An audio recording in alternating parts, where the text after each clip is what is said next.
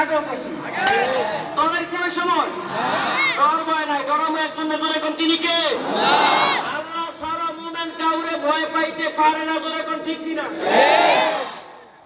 এইবার যে কথা কইলো বলেন আমারও ব্যক্তিগত লাড়িয়ে বাহিনী আছে কারণ কিছু করার নেই ভাই ঝামেলা আছে ঝামেলা আমার বাড়ি আমার ঘর আমি সব কিছু আমার তুই কি ঠিক নেই এর লিগে না আমার আগে আওয়ামী লীগও ডরাইতো মানে বিএনপিও ডর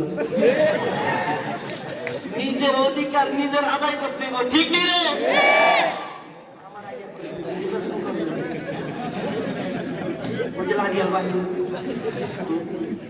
আল্লাহ দিলে তো কম না বক্তব্য তো দিতে পারি আমরা যে স্টেজে বক্তব্য দিব এই স্টেজে বক্তব্য বিএনপির কেউ দিতে পারবো আমরা যেটি কমিটিরা পারবো গলায় খুলাইবো ক্যারগার করবো বন্ধ হয়ে যাবো কে তুই তো দুনিয়ার কথা এর লিখে বন্ধ হয়ে যাবে আমরা তুই আখেরাতের কথা এর লিখে বন্ধ হয় না ঠিক নেই রে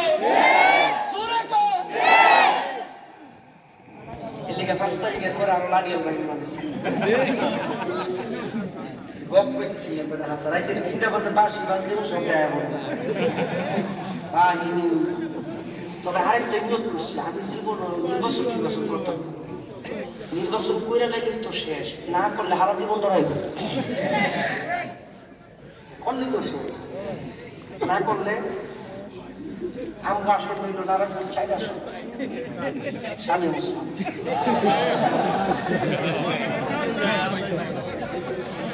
আশি রাখা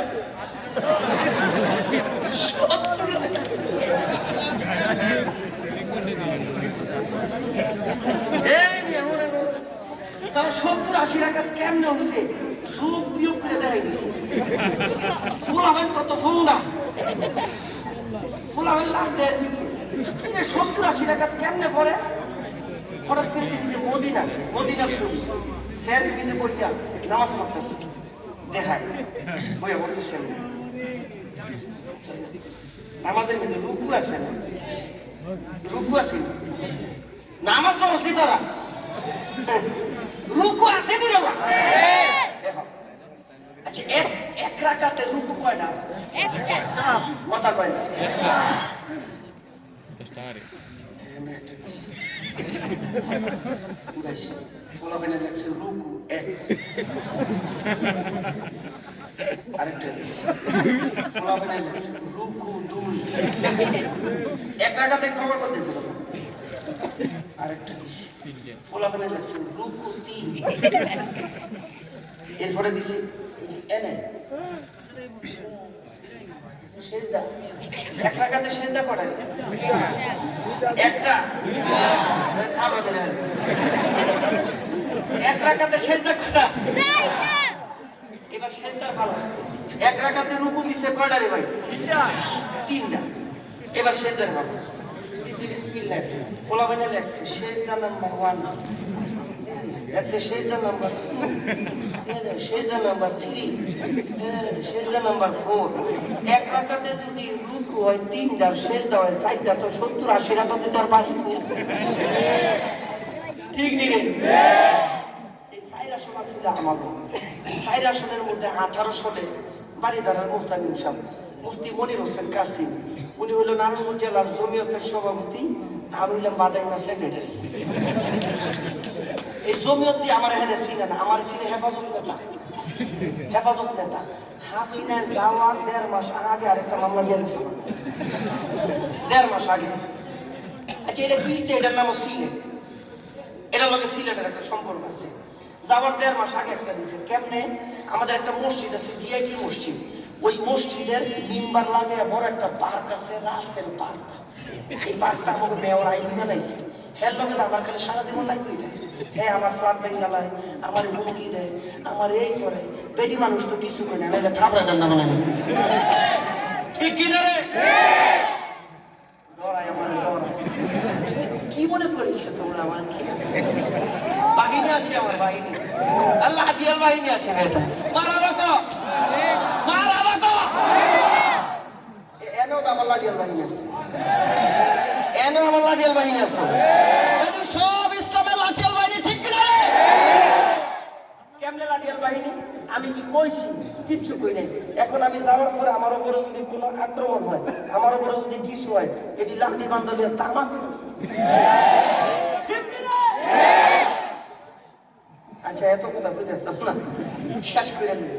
এরপরে টিআইটি মসজিদের সামনে রাসেল পার্ক, ওইখানে 96 ডেজ না কি ডেজ এটি একটা গানের আয়োজন করছে, কনসার্ট। তো মাগরিবের সময় এখন তো তর্স হয় না, নামাজের সময় বিরতি দিছে, সুন্নত নামাজ পড়তেছে, এমন সময় বাইরে হয়েছে শয়তানের সুর। আরে বাবা রে বাবা, মসজিদ ছুটটা ডুমডুম ডুমডুম ডুমডুম। মুসলিরা সেজদা দেন না কাজ, কি রে বাবা, কি হইছে? কিচ্ছু কয় নাই। এশার নামাজ অন্যান্য মসজিদে হলো 15 মিনিট আগে, আর এই মসজিদে হলো 15 মিনিট পরে। বাকি যারা মনে করছে নামাজ শেষ, ওই জায়গাটা 15 মিনিট আগে, এটা তো 15 মিনিট পরে। নামাজের দ্বিতীয় রাকাত যখন শুরু হয়েছে, আর কি এর সূরা, কি এর কেরা, কি কোন রকম নামাজটা শেষ করছে। সুন্নত নামাজের আর দরকার আছে? সব খালি করছে নারায় থাকবি। যার কাছে যা ছিল লইয়া ও হেন্দা লইয়া এটা সব বাড়ি শুরু করছে, সব গুলি যায় বাড়ির মধ্যে হচ্ছে। ডাকাত না ভাড়া করে আনছে, বেরি তো হাতার জানে না, ভাড়া করে দিচ্ছে 1 লাখ। আমি সাঁতার জানি না, আমার লাগতো না, আমারে উঠা ঠিক কিনা? আমি ওই দিন ছিলাম, আমি সুনামগঞ্জে মাঠ, কই নারায়ণগঞ্জ, কই সুনামগঞ্জ। আমি মাহফিল হলো সুনামগঞ্জে। আমার কাছে টেলিফোন একটা আসছে, আমার বাগিনা ফোন দিচ্ছে, মামা তুষ করে রাখছি। ভাইয়া তুষ করেছে, মামা বেটি কয় সাঁতার জানে না। সব খুললে আমার কইছে। আমি করছি কি, সাথে সাথে সাংবাদিককে ফোন দিচ্ছি। আমি তো জানি একটা উল্টাপাল্টা রিপোর্ট করবো, আমাকে গন্ধ তো ফাইলে আমার হুজুর আপনি কই, আমি তো সিলেট। তো ওই দিনকে আমি নিজের আইডি থেকে একটা পোস্ট করছি, সিলেট থেকে মাহফিল শেষ করে নারায়ণগঞ্জের পথে রওনা দিয়েছি, ইচ্ছা করে দিচ্ছি। আমি তো জানি কি হইব। এদিকে ভাই পরের দিন ঘুমের ট্রেনে উইটা পত্রিকার মধ্যে দেখি মামলা, বিশাল বড় মামলা, প্রধান আসামি মাওলানা ফেরদৌস। আমি নাম সুনামগঞ্জ, মারামারি লাগলো নারায়ণগঞ্জ, মামলার প্রধান আসামি নাম শয়তানে কয় খালাতো ভাই।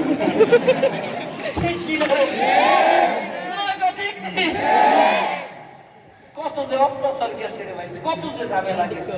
আরে আমার একটা ফ্ল্যাট, এটার কত আইন কানুন বাইর করতে করতে করতে করতে করতে আমার ছেলে মেয়র বেরিয়ে দেখেছি, তুই আয় তাহলে তুই কেমনে হয়েছে। আমি যে বিল্ডিংটার মধ্যে থাকি, এই বিল্ডিং এর মধ্যে একটা ঝামেলা হয়েছে। 9 তলায় পার্টি থাকে, আমি থাকি 10 তলায়, মানে ছাদের উপর। আমি নিজে করে নিয়েছি, ছাদের উপর আমি থাকি।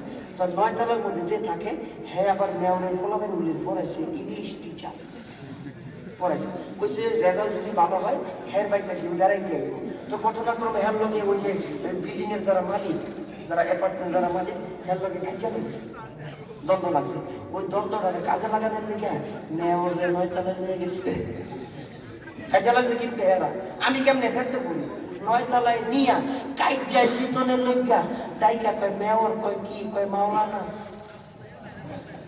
কি মাওলানা, কয় ফেরদৌস, কি হয়েছে, কয় উঠে থাকে।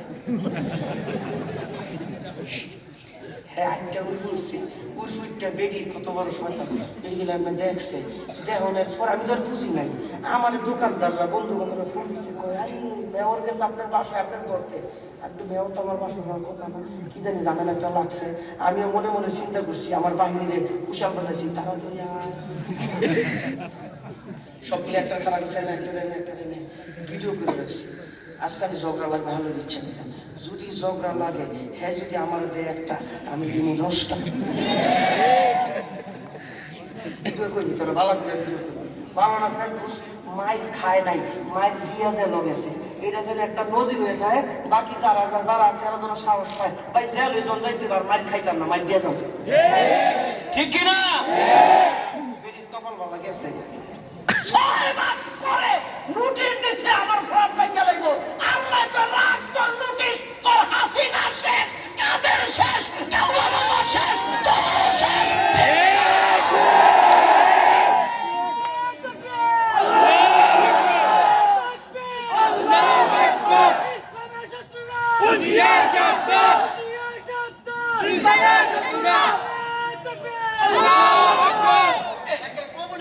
এই ডাক দিয়েছে এর শাস্তি গো আলমের ডাক ঠেলে খালে দিয়েছে, একে বলতে না ডাক দিয়েছে না পারবি খেলা আমাকে হিগাও, খেলা কিন্তু বলবে তোমরা খেলা নিলে আমাকে স্টেপ করে আমাকে সরাই দিছো, ভাই কেমনে? আগের হুজুরা বয়ে থাকতো সারাদিন মোবাইলটা নিয়ে, আল্লাহ মানুষের মধ্যে সাইল নেই, মানুষের মধ্যে সাইল নেই, আমি বসতে সাইল থেকে উঠে হঠাৎ করে টেলিফোন আইছে, হুজুরকে আলহামদুলিল্লাহ। টেলিফোন রিসিভ করে কয় আমি থানার থেকে বলছি, হুজুর কি আল্লাহ আমার চাইলা তো না, আরে থানার থেকে আমার ফোন দেখে, আমি সবাই মাদ্রাসা, আমি নুরানি মসজিদে পড়াই, হ্যাঁ থানার থেকে ফোন দেখে, কয় হুজুর থানায় একটু আসেন, একটু লা ইলাহা ইল্লাল্লাহ। এই ডর যে ছিল, এই ভয় আমার অন্তর থেকে দূর করে দিছে। এরপরে ছিল মামলা, এইটাও শেষ। এরপরে ছিল জেলের বই, এইটাও শেষ। এরপরে ছিল রিমান্ডের বই, এরপরে রক্ত দেওয়ার ভয় ছিল, ওইটাও শেষ। এরপরে জীবন দেওয়ার ভয়, ওইটাও শেষ। সুতরাং আমাদেরকে পরাজিত করবে পৃথিবীতে এমন কোন পরাশক্তি আরো করে আছে? আল্লাহ তাআলা কবুল করেন, আল্লাহ তাআলা আজকের মাহফিলে কবুল করেন। দেখা হবে রাজপথে, কথা হবে রাজপথে, দেখা হবে রাজপথে, কথা হবে রাজপথে, ভাষা হবে চোখে চোখ রেখে। আওয়াজ দিয়ে জোরে কোন, ঠিক কিনা? কোরআন শরীফ কয় পারা? সবাই জোরে কোরআন শরীফ কয় পারা? আজকে আমরা একটা কোরআন শরীফের খতম দিয়ে মুখতাসার একটু দোয়া